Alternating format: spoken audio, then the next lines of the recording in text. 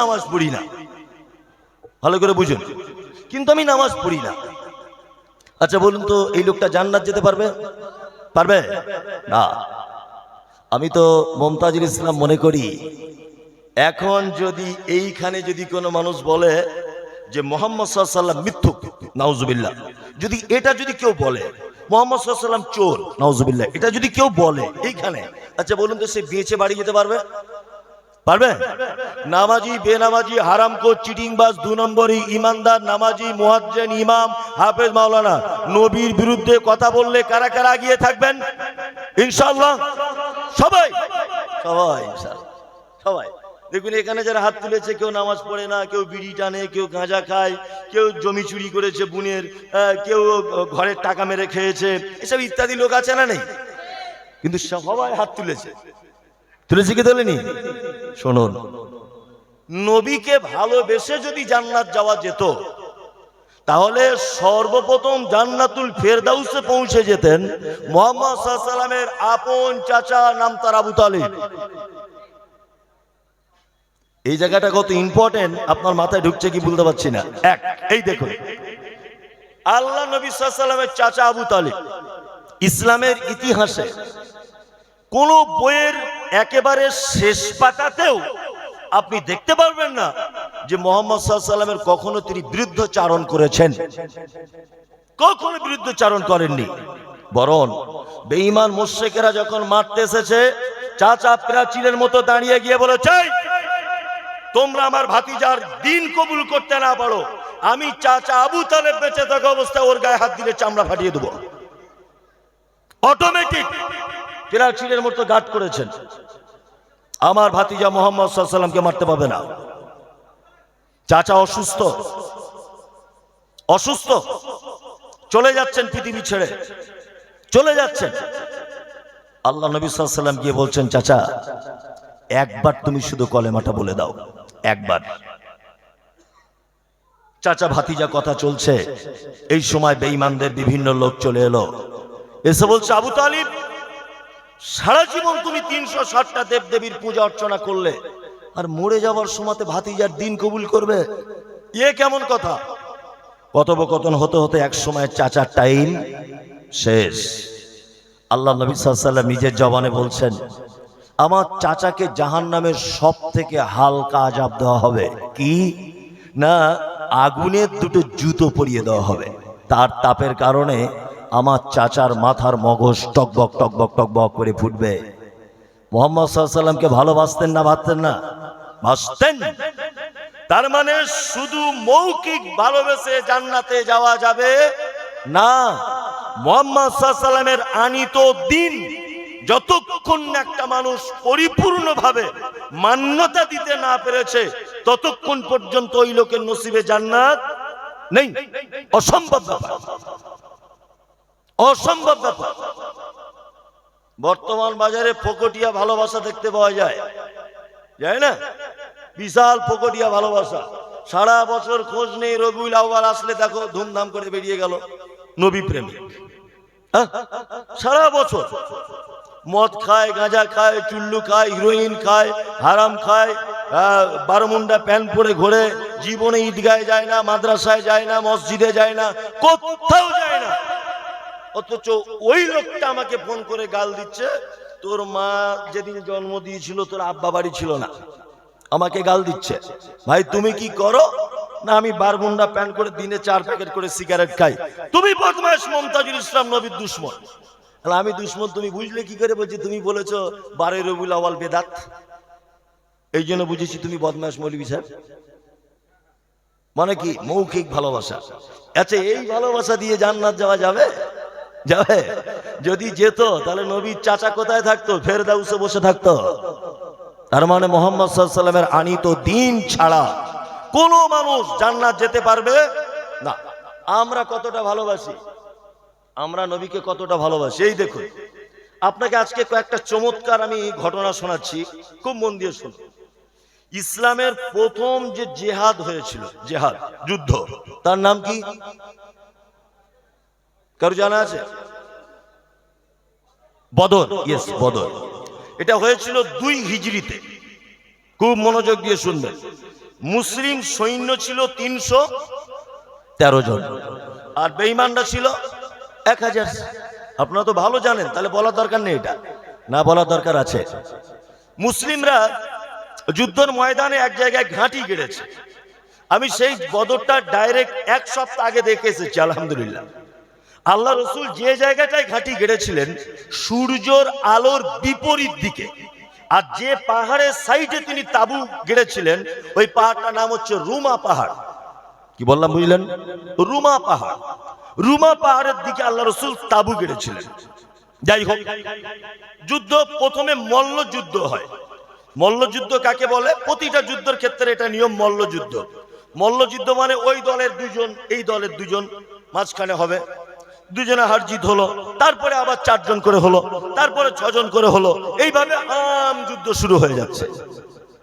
আব্দুর রহমান ইবনে আউফ রাদিয়াল্লাহু তাআলা আনহু তিনি বলছেন, বদরের যুদ্ধ যখন চরম পর্যায়ে পৌঁছে গেছে তখন 2টি বাচ্চা ছেলেকে দেখতে পেলাম, অল্প বয়সের ছেলে।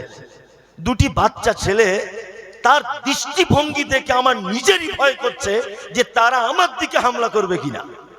আব্দুর রহমান ইবনে আউফ বলছেন, আব্দুর রহমান ইবনে আউফ বলছেন, দুজনের হাতে রয়েছে যুদ্ধের জন্য যে সামগ্রীগুলো প্রয়োজন সেগুলো তাদের আছে। তাদের চোখ মুখ দেখে বুঝতে পারছি যে এরা মনে হচ্ছে কাউকে খুঁজছে, কাউকে খুঁজছে। তার মধ্যে এটা ভাবতে ভাবতে একটা ছেলে এসেছে, তার নাম মুআজ ইবনে আমর, আর একটা মুআজ ইবনে আফরা। তারা 2টো ছেলে, একটা আমরের বেটা আর একটা আফরার বেটা। তাই এসেছে, এসে বলছেন, চাচা আবু জেহেলকে চেনো? আবু জেহেল? আব্দুর রহমান ইবনে আউফ বলছে, ওরে বাবা, কার কথা বলছো তোমরা? তুমি জানো আবু জেহেলকে? বলছে, জানি না মানে? আবু জেহেল সেই লোক তো যে আল্লাহর নবীকে গালাগালি করে। আবু জেহেল তো সেই লোক যে নবীকে কষ্ট দেয়, ওই লোকটা তো। আব্দুর রহমান ইবনে আউফ বলছেন, হ্যাঁ। তা কেন তোমরা আবু জেহেলকে খুঁজছো কেন? তখন বাচ্চা ছেলে 2টি বলছেন, চাচা মৃত্যু যার আগে আছে তার হবে একথা চূড়ান্ত। যদি আমার মৃত্যু আগে হয় তাহলে আগে হবে, আর যদি আবু জেহেলের মৃত্যু আগে হয় তাহলে আমরা আবু জেহেলকে পৃথিবী থেকে সরিয়ে দিব, তারপরে আমাদের অন্য কাজ। আপনি শুধু বলুন আবু জেহেলকে, আপনি একবার বলুন তো। আব্দুর রহমান ইবনে আউফ বলছেন, দূর থেকে আমি লক্ষ্য করছি যে আবু জেহেল ঘোড়ার পিঠে চড়ে আছে অসংখ্য মানুষের ভিতরে। আমি বলে দিলাম, ওই দেখো। আব্দুর রহমান ইবনে আউফ বলছেন, ওই দেখো নবীর দুশমন বেঈমান আবু জেহেল। আব্দুর রহমান ইবনে আউফ বলছেন, যখন এই কথাটা বললাম তখন 2টি বাচ্চা ছেলে, একজন তীরন্দাজ যেমন তীর চালানোর জন্য তার নিশানি করে, তাদের দৃষ্টি শক্তিটা এমন ভঙ্গিতে আবু জেহেলের দিকে তাকিয়ে আছে যে এলেই আজকে ওকে শেষ করে দিবে, এরকম একটা অবস্থা। আবু জেহেল আসছে, উন্মুক্ত তলোয়ার নিয়ে দাঁড়িয়ে আছেন বাচ্চা ছেলে। আবু জেহেল পাত্তা দিচ্ছেন না, এ বাচ্চা কাচ্চারা কি করবে? মুআজ বলে একটা ছেলে বলছেন যে আমি এত দ্রুত গতিতে আবু জেহেলের পায়ে আঘাত করলাম, হাদিসে যে শব্দ এসেছে বলছে বাদাম যেমন ছাড়িয়ে দিলে ভিতরের মাল বার হয়ে যায়। বাচ্চাটা বলছেন, আমি আবু জেহেলের পায়ে যখন হাঁটুতে আঘাত করলাম তার পা থেকে হাঁটুটা খুলে পড়ে গেল এই দিকটা, এত জোরে আঘাত করেছি। বেঈমান, তুমি নবীকে গালাগালি করবে? তুমি নবীকে গালাগালি করবে? আবু জেহেলের পায়ে যখন আঘাত করেছে ওইদিকে আবু জেহেলের বেটা ও এসে আমাকে এত জোরে আঘাত করেছে যে আমার বাম হাতটা ঝুলে আছে চামড়াতে, পড়ছে না, কেটে পড়ে যাচ্ছে না। তখন আমি কি করলাম? আমি তখন আমার হাতের উপরে পাটাকে রাখলাম, পায়ের উপর হাতের উপরে পা দিলাম, এরকম ভাবে দিয়ে এইরকম ভাবে খেঁচ মেরে আমার হাতটাকে ছাড়িয়ে ফেলে দিলাম, কারণ আমার যুদ্ধে তলোয়ার চালাতে অসুবিধা হচ্ছিল। তাই বাচ্চা ছেলে তারপরে 2 জনে এসে এমন করে আঘাত করেছে যে আবু জেহেল ওইখানেই শেষ, আর বাড়ি ফিরতে পারলো না। আল্লাহ রাসূল সাল্লাল্লাহু আলাইহি ওয়াসাল্লাম বলেছেন, বদরের যুদ্ধে অংশগ্রহণকারী সমস্ত সাহাবীদেরকে ক্ষমা করে দেওয়া হয়েছে। যারা মারা গেছে, শহীদ হয়েছেন, তারা তো জান্নাতে যাবেন। যারা বেঁচে ছিলেন তাদের আর জীবনে কোন রকমের অপরাধকে আল্লাহ সুবহানাহু ওয়া তাআলা অপরাধ বলে গণ্য করবেন না। আর সাহাবীদের তো অপরাধ থাকতোই না, তারপরেও যদি কোনো ত্রুটি বিচ্যুতি হতো, আল্লাহ সুবহানাহু ওয়া তাআলা বদরি সাহাবীদের অন্ততপক্ষে সবকিছু ক্ষমা করে দিয়েছেন। এর নাম নবী প্রেমী। শুধু নবীকে গালাগালি করেছে, এই কারণে আবু জেহেলকে নয় মারতে হবে, নয় আমাকে মরতে হবে, যে কোনো একটা চ্যালেঞ্জের সম্মুখে। এর নাম কি? নবী প্রেমিক। আর তুমি আবু জেহেলকে না মেরে তুমি যে আল্লাহ রসুলকে কত অপমান করছো সারাদিনে, আল্লাহ ভালো, আল্লাহ ভালো জানে।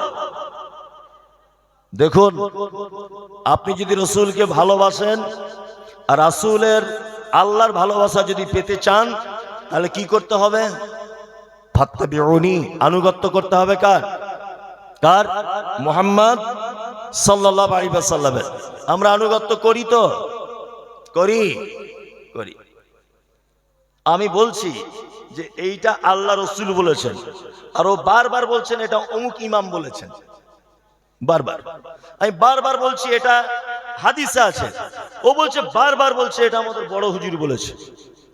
ভালো করে বুঝবেন, আমি বলছি এটা হাদিসে নেই, বলছে না এটা আমাদের পীর সাহেবের কিতাবে লেখা আছে। আচ্ছা, সব যদি তোমার পীর সাহেব দিয়ে ইসলামের মানদণ্ড হয়, তা মুহাম্মদ সাল্লাল্লাহু আলাইহি ওয়াসাল্লামকে পৃথিবীতে পাঠানো হয়েছিল কি জন্য? কি জন্য? তোমার জীবনের সমস্ত কিছু যদি তুমি তোমার হুজুরের পাল্লাতে দিয়ে যদি মাপতে শুরু করো, তা মুহাম্মদ সাল্লাল্লাহু আলাইহি ওয়াসাল্লামকে পাঠানো হয়েছিল কি জন্য? আল্লাহু আকবার। আনুগত্য করতে হবে কার? কার? মুহাম্মদ সাল্লাল্লাহু আলাইহি ওয়াসাল্লামের। তবে এদের একটা দলিল আছে, দারুণ দলিল।